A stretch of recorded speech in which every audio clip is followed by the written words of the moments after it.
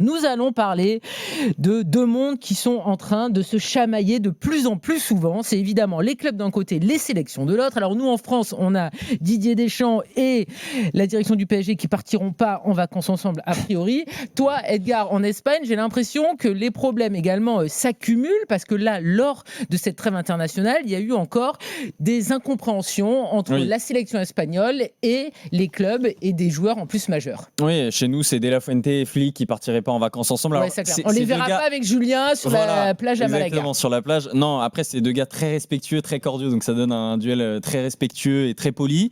Mais on fait comprendre par conférence de presse interposée qu'on n'aime pas la gestion de l'autre de ces joueurs et notamment de Lamine Yamal. Tout avait commencé, souvenez-vous, quand Lamine Yamal avait joué 2 matchs sous antidouleur avec la sélection. Il était revenu blessé de la sélection.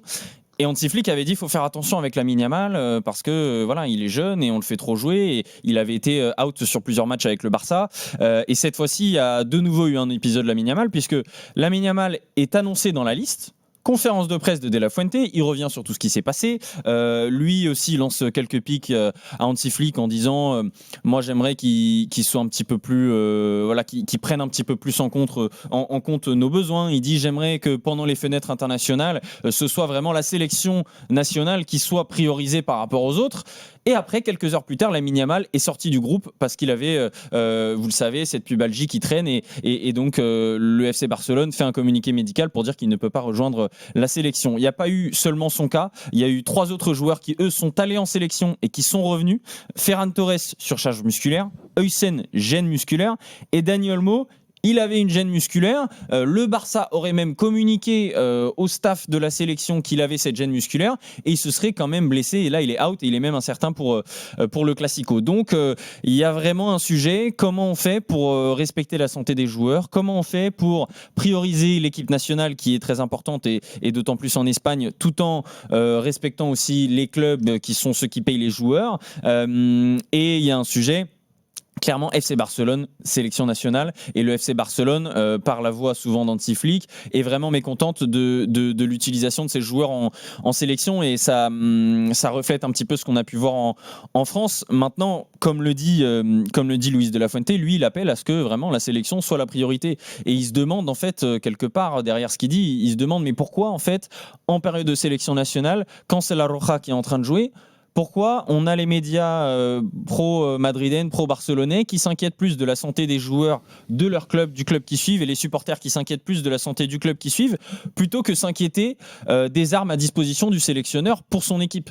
Et je pense que c'est une question aujourd'hui dans plein de pays, et notamment dans les pays qui ont la chance d'avoir des sélections compétitives et des clubs compétitifs qui donc vont loin dans les compétitions. Et c'est le cas de l'Espagne. Voilà, à qui on rajoute, et c'est le cas de la France aussi, à qui on rajoute encore plus de l'Espagne, mais à qui on rajoute des super coupes d'Europe. Il n'y a que le PSG en France. Voilà, mais on leur rajoute des super coupes d'Espagne avec 4 équipes, on leur rajoute la Coupe du Monde des clubs pour le cas du Real Madrid ou de l'Atlético, et donc ce sont des joueurs qui ont vocation en fait à jouer énormément de matchs et aller quasiment jusqu'en finale dans toutes les compétitions, et donc on se retrouve avec des problèmes avec ces joueurs-là, et les sélections, on peut aussi les comprendre, de se dire ok les gars, vous êtes sympas, mais nous comment on fait ? Parce qu'on veut bien être gentil, et parfois un joueur a une gêne musculaire, le laisser au repos, mais Hansi Flick, il a combien de joueurs qu'il doit laisser au repos dans ce cas-là ? Parce qu'il part quand même avec 4 joueurs majeurs qu'il ne peut pas sélectionner de base: Rodri, Carvajal, Fabien Ruiz, Nico Williams. Donc une fois que tu as enlevé ces joueurs-là, faut quand même au bout d'un moment jouer avec certains joueurs. Tu peux pas que prendre des deux frutos du Rayo Vallecano. Avec tout le respect que j'ai pour lui, tu vas pas gagner la Coupe du Monde avec lui. Oui, alors question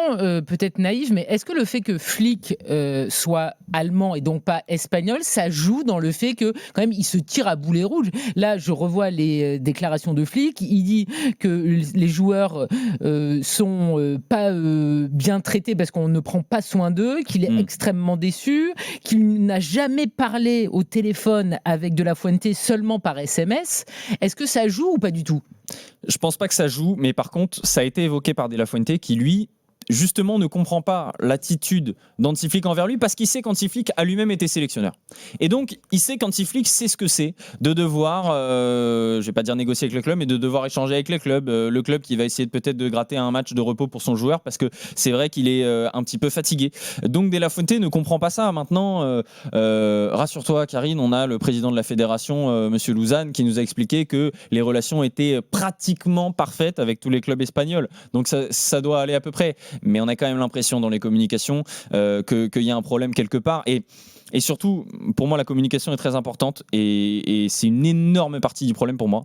C'est pas normal qu'aujourd'hui, on ait des supporters partout dans le monde pour plein de sélections, pour plein de clubs, qui se demandent si leur joueur préféré n'est pas en train de simuler une blessure pour ne pas jouer, qui se demandent si tel club n'est pas en train de se débrouiller pour pas que son joueur joue. Ça pour moi, parce que moi j'ai aucun doute, par exemple quand je vois un Kylian Mbappé sortir, j'ai aucun doute qu'il est blessé.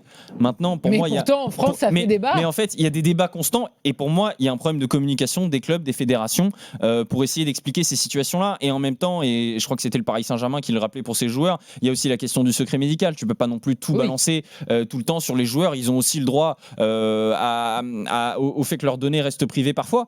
Mais pour moi, il y a un problème de communication parce que c'est néfaste pour les clubs, pour les joueurs et pour les sélections. Si tout le monde pense que chacun en rajoute et chacun en fait à sa sauce, pour moi, il y a un vrai problème. Et ça ne touche pas que l'Espagne, ça touche aussi la France, ça touche aussi d'autres sélections et ça touche en particulier les très grands clubs comme le Barça, comme le Real, où parfois, ça peut être malheureux ou on peut s'en réjouir, chacun son avis, mais parfois les clubs prennent le dessus sur les sélections. Mais n'oublions pas qu'à la fin de notre vie de supporter, on se souvient aussi énormément des Coupes du Monde, des Euros et qu'on doit aussi mettre à disposition les joueurs pour les sélections. Ça me paraît tout à fait normal.